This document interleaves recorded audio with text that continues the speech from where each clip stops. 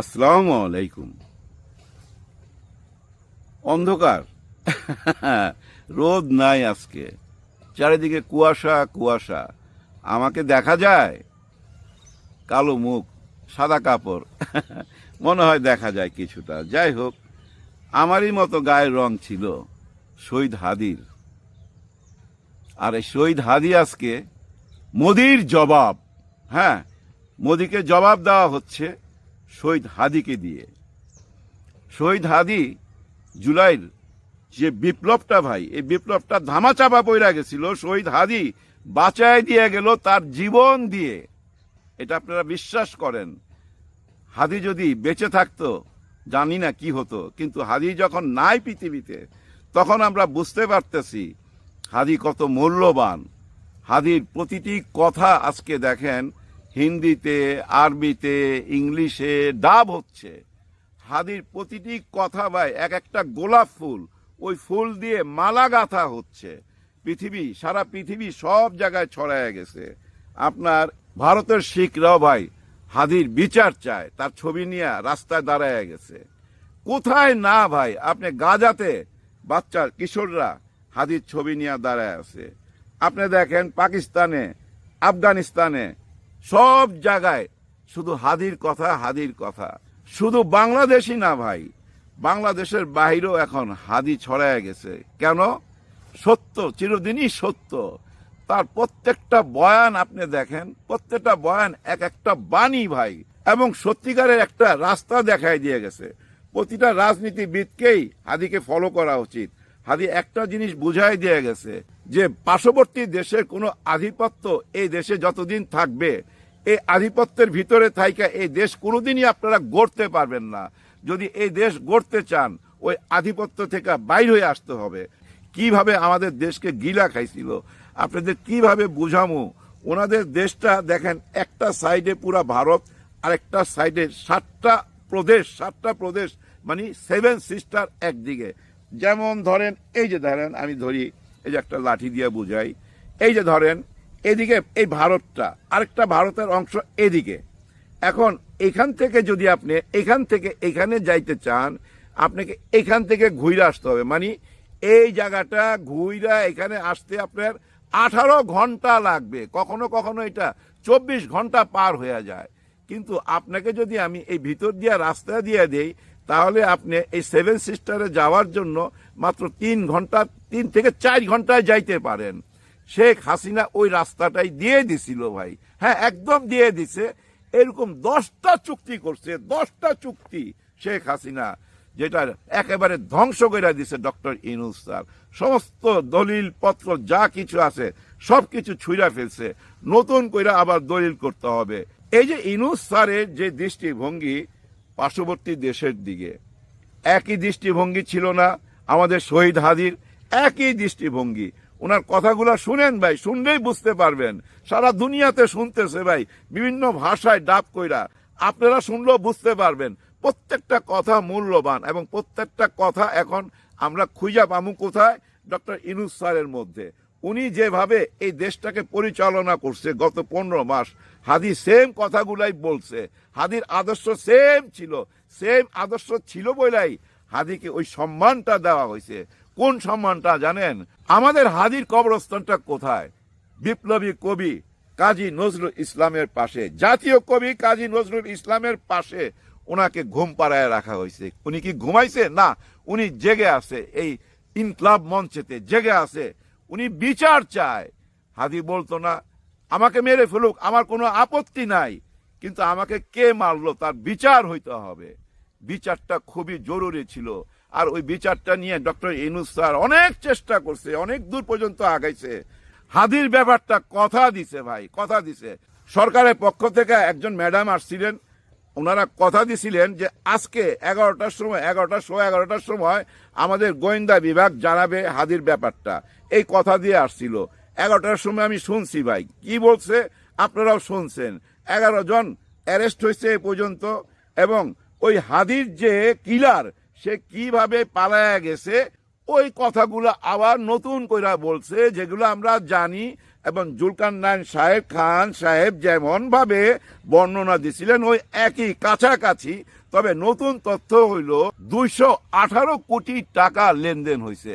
এর আগে শুনছিলাম 127 কোটি, এখন 218 কোটি। কিন্তু কাদের সঙ্গে লেনদেন হয়েছে, কারা জড়িত, এগুলা ওনারা খুইলা বলে নাই। তবে একটা কথা দিছে, আগামী 7 তারিখে, জানুয়ারি 7 তারিখে চার্জশিট দিবে এই মামলার। এটা অনেক দ্রুত বেগে আনলো, আমি মনে করি প্রশংসার দাবিদার। কিন্তু আমাদেরকে খুইলা না বললেও আমরা একটা জিনিস বুঝা ফেলাইছি, এটার সাথে ওনারা জড়িত। হ্যাঁ ভাই, ওনারা জড়িত, ওনাদের ওইখানেই পালাইছে এবং ওনাদের ওইখানে যারা দুজন সহযোগিতা করছিল ওই দুজনও কিন্তু এখন গ্রেপ্তার ওনাদের হাতে। এবং হাদিকে যারা পৃথিবী থেকে সরাইছে ওই দুজনকে খুঁজা বেড়াইতেছে, খুঁজা পাইলে বাংলাদেশের হাতে বুঝাই দিবে। এই পর্যন্ত কথাবার্তা হয়ে গেছে পার্শ্ববর্তী দেশের সঙ্গে, এই পর্যন্ত আগাইছে ভাই, এগুলো সত্য কথা। ডক্টর ইনুস স্যার বলছে তো ভাই, এটার বিচার আমি করবই, ছাড় দিবে না। এবং দেখবেন এই নির্বাচনের আগে একটা কিছু কইরা যাবেই উনি। উনি তো হাদিকে বুঝতে পারছে ভাই, হ্যাঁ উনি নিশ্চয়ই হাদিকে বুঝতে পারছে। আর বুঝতে পারছে বইলাই তো যারা হাদিকে শেষ করে দিতে চাইছিল তাদেরকে বুঝাই দিল যে দেখ, তোরা যাকে শেষ করতে চাইছিলি তাকে আমরা কোথায় নিয়ে পৌঁছাইলাম, তাকে আমরা কতটা ইজ্জত দিলাম। কবি নজরুলের পাশে তাকে ঘুম পাড়ায় রাখলাম। কিন্তু শহীদ হাদি ঘুমায় গেল। শহীদ হাদিকে যারা ফলো করত, শহীদ হাদির যারা ভক্ত, আজকে বাংলাদেশের ভাই যুবকরা সবাই শহীদ হাদির ভক্ত। আপনারা জানেন, একটা ঘটনা বললে আপনি বুঝতে পারবেন। এখন ডাক্তার নিজেই ভাই স্ট্যাটাস দিছে এই ফেসবুকের মধ্যে, একটা বাচ্চাকে নিয়ে আসছে, 8 বছরের বাচ্চা, তার রক্ত নিতে হবে, কিন্তু সে ভয় পাইতেছিল। তখন তার বাবা বলতেছিল, তুমি ভয় পাও, তুমি না হাদি হইতে চাও, তুমি না আমাকে বলছিলে আমি হাদি হইতে চাই, তাহলে ভয় পাও কেন? তখন ওই ছেলেটা হাত বাড়াই দিছে ডাক্তারের দিকে যে নেন, রক্ত নেন। চিন্তা করেন, দেখেন ডক্টর ইনুস স্যার ঠিকই বুঝতে পারছিল যে এই হত্যাকাণ্ডের সাথে কারা জড়িত, যার জন্য দেখেন হাদি শাহাদাত বরণ করার সঙ্গে সঙ্গে আইসা ঘোষণা দিছে, সঙ্গে সঙ্গে ঘোষণা দিছিল ওই রাতেই যে আমরা শোক দিবস পালন করব আগামীকাল শনিবার, এবং আমাদের জাতীয় পতাকা অর্ধনিম্ন থাকবো। শুধু বাংলাদেশে না, এই অর্ধনিম্ন থাকবে সারা পৃথিবীতে, যেখানে যেখানে বাংলাদেশের এম্বাসি আছে, অফিস আছে, সেখানে সব জায়গায় এই ইজ্জতটা দিছে। কেন ইজ্জতটা দিছে? বুঝাই দিছে যে তোমরা হাদিকে শেষ করতে পারবা না, তোমরা হাদিকে কোনোদিনই শেষ করতে পারবা না। তোমরা একটা হাদিকে শেষ করবা, দেখো কত লক্ষ লক্ষ হাদি এখন সামনে আইসা দাঁড়াইছে। আর এই যে ইনকলাব মঞ্চ, এই ইনকলাব মঞ্চের পিছনে কারা আছে বলেন তো? আপনাদের কি মনে হয় না কারা আছে? হ্যাঁ ভাই, এই জুলাই গণ অভ্যুত্থানের সাথে যারা জড়িত ছিল তারাই এর পিছনে আছে। এই ইনকলাব মঞ্চ ঘুমাবে না যতক্ষণ পর্যন্ত বিচারের একটা সুরাহা না হবে। এটার সাথে কারা কারা জড়িত এটা কিন্তু রহস্যময়। হ্যাঁ ভাই, খুবই বড় রহস্যময়। এমনও কথা শোনা যাচ্ছে বাংলাদেশের ডিপ স্টেটের কারো কারো সঙ্গে এটা সম্পর্ক থাকতে পারে, এরকম সন্দেহ করা হচ্ছে। দেখা যাক। ডক্টর ইনুস নিশ্চয়ই ভাই রক্তের সাথে বেইমানি করার মানুষ না, কোনোদিনই উনি করবে না। আর রক্তের সাথে বেইমানি ভাই যারাই করতে চাইবে কেউ টিকতে পারবে না। আপনারা একটা কথা মনে রাখেন, যে যে রাজনীতি করেন না কেন কোনো অসুবিধা নাই, যে দলেই যান না কেন কোনো অসুবিধা নাই, কিন্তু ওই যে ওনাদের থেকে দূরে থাকতে হবে। ওনাদের কোনো এজেন্ডা নিয়ে ওনাদের সাথে তলে তলে হাত মিলাইয়া কেউ যদি এই দেশে রাজনীতি করতে চান, সর্বনাশ করবেন, নিজের সর্বনাশ নিজে ডাইকে আনবেন। কারণ কি জানেন? এখন পাহারাদার আছে, কেউ একা না ভাই, পাহারাদার আছে। আর যারা পাহারাদার তাদের কি ব্রেন, এটা আপনারা একটু চিন্তা করলেই বাইর করতে পারবেন। দেখেন 25 তারিখে তারেক রহমান সাহেব আসলো, ওকে, সমস্ত আলোচনা তারেক রহমান সাহেব।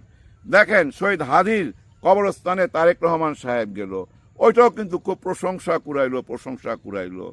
এবং উনি আবার নতুন করে এই দেশের আইডি কার্ড নিল, উনি নির্বাচনের জন্য প্রস্তুতি নিল, ওনার সিগনেচার নিল, সবই হইল। এরপরে কি? এরপরে দেখেন আবার জায়গা উঠে না, ইনকলাব মঞ্চ, এরপর আবার ইনকলাব মঞ্চ। তার মানে কি বুঝতে পারছেন?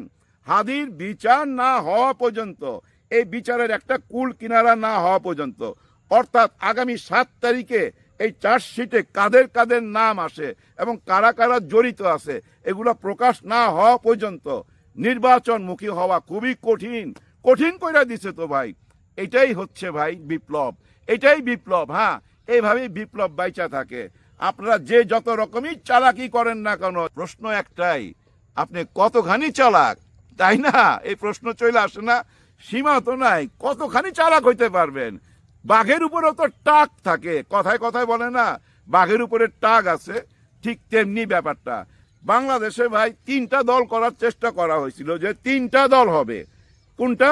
বিএনপি সবচেয়ে বড় দল, জামাতে ইসলাম তার সাথে 8 দল, এখন হয়ে গেছে 13 দল।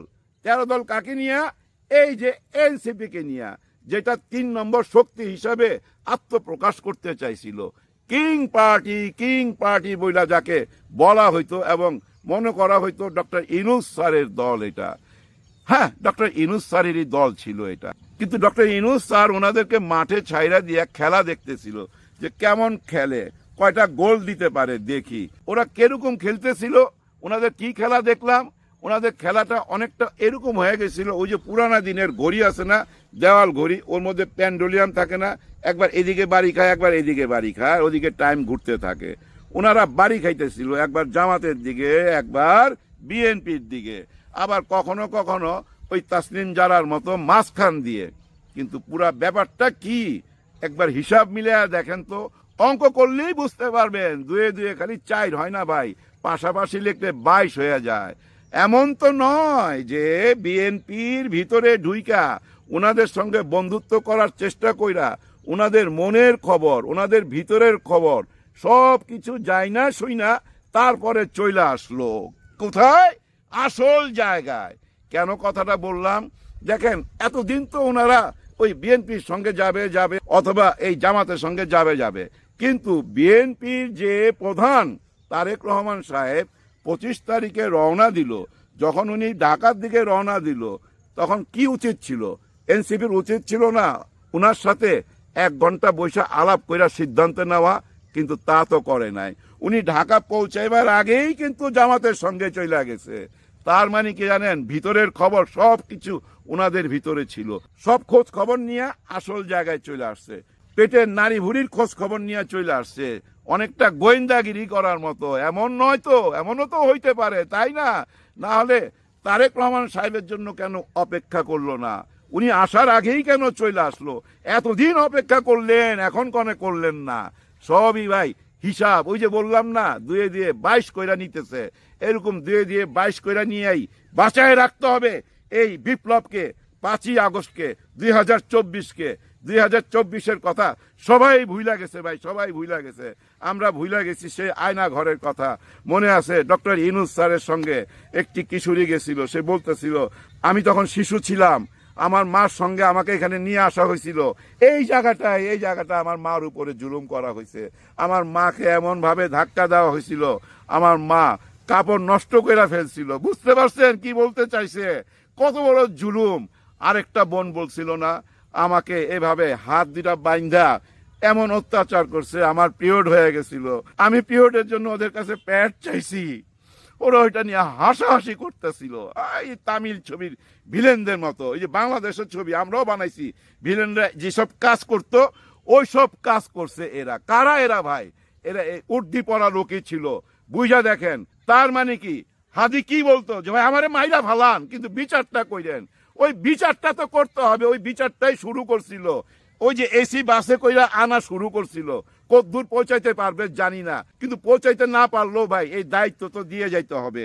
কাদের হাতে এই দায়িত্বটা দিয়ে যাবে? ডক্টর ইউনূস স্যারের হাতে কি সেই ক্ষমতা আছে যে দায়িত্ব দিয়ে যাবে? তেমন তো না। সেই ক্ষমতাটা কাদের হাতে? আমাদের হাতে। আমাদের হাতে সেই ক্ষমতাটা, আর সেই ক্ষমতাটার নামই ভোট, যেটা আমরা 5 বছর পর পর পাই। ভোটটা দিবার সময় খালি একবার চিন্তা করবেন, চোখ বুলায় বিচার করবেন, সেই 36 দিনে কি ঘটছিল, কিভাবে আমাদের মা বোনরা তাদের সন্তানকে হারাইছিল, এইটা একবার চিন্তা করবেন। আর চিন্তা করবেন ওই যে আয়না ঘরের ভিতরে ওই কিশোরীটা কি বলতেছিল, তার মাকে ধাক্কা দিয়ে ফালাই দেওয়ার পর কাপড় নষ্ট করে ফালাইছিল। আরেক বোন একটা প্যাড চাইতেছিল তাদের কাছে, তারা হাসাহাসি করতেছিল।